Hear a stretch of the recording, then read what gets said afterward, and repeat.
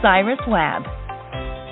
And welcome back, everyone, to Conversations Live. I'm your host, Cyrus Webb. Glad you all could join us once again, both for our radio audience here in Mississippi and our online audience tuning in, thanks to our friends at iHeartRadio and Amazon Music Podcast. Among other things, May is recognized as Healthy Vision Awareness Month, and this is definitely important as we think about young people today and what they've been dealing with, especially during the pandemic. We know that kids especially spend a lot of time looking at screens, more so, I think, this past year, especially when it comes to their connection with school. We're excited to welcome Dr. Rupa Wong to our program, though, to talk to us not only about some ideas about maybe getting them away from the screen, but also ways we can help to keep them healthy even as the seasons are changing and they're spending more time outside as well. Dr. Wong, thank you so much for the time. I really appreciate it. Thank you. So, Dr. Wong, I think, as I said, definitely kids are spending a lot of time looking at their screens. What are some things that we can do to kind of help them give their eyes a break, especially as we're kind of in the middle of the school year ending?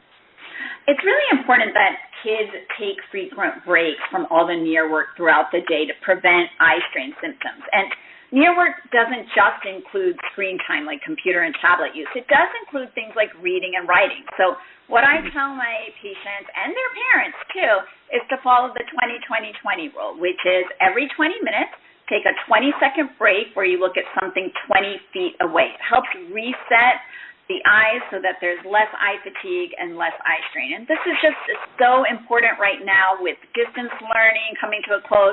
Our kids are just doing a lot of near work, and studies have shown that prolonged near work can actually influence the development of myopia in children.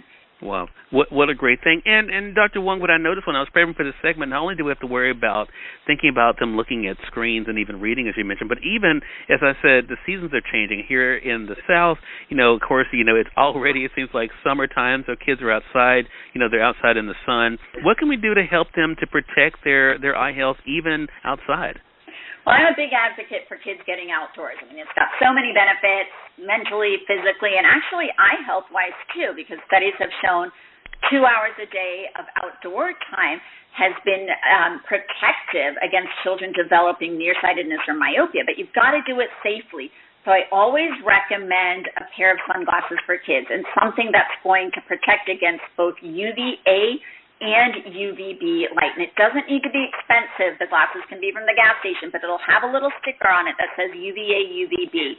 And then I like to just throw on a hat on my kids for extended periods of time just for additional protection as well.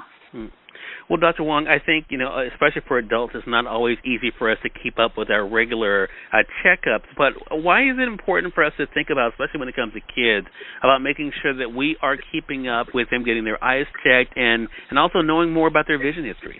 Well, here's the thing, because children may not complain of blurry vision because they don't realize what they should be seeing. And so that's why it's important to maintain their annual eye health exams. And the development of nearsightedness, it's not just how thick the glasses are.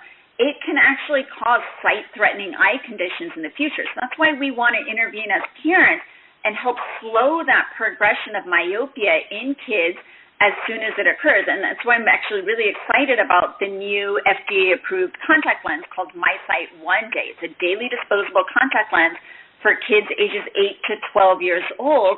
And it's been proven to slow the worsening of nearsightedness in children. And so that's something we can actually do to help prevent some potential vision-threatening consequences down the road. Last thing I want to ask you about, Dr. Wong, you bring up an interesting point about they may not know what they should be seeing. So what are some of the signs that parents and others should look for then in children that they may be struggling with their vision? So some might complain of blurry vision, some might complain of headaches or eye fatigue or eye strain. Parents might notice squinting or even a head tilt to one side or the other. Those are all signs and symptoms that there might be something going on visually with your kid. And actually, if you head over to Coopervision.com, they have a myopia simulator on that website, and it shows you what your world would look like if you're nearsighted from your child's perspective. Oh, wow. Coopervision.com is that website. Definitely invite our audience to go there, and we'll be linking it up for those joining us via the podcast. Again, everyone, Dr. Rupa Wong has been our guest. She's here helping us as we're trying to recognize May as Healthy Vision Awareness Month. Dr. Wong, thank you so much for stopping by. I really appreciate the time today. Thanks so much for having me.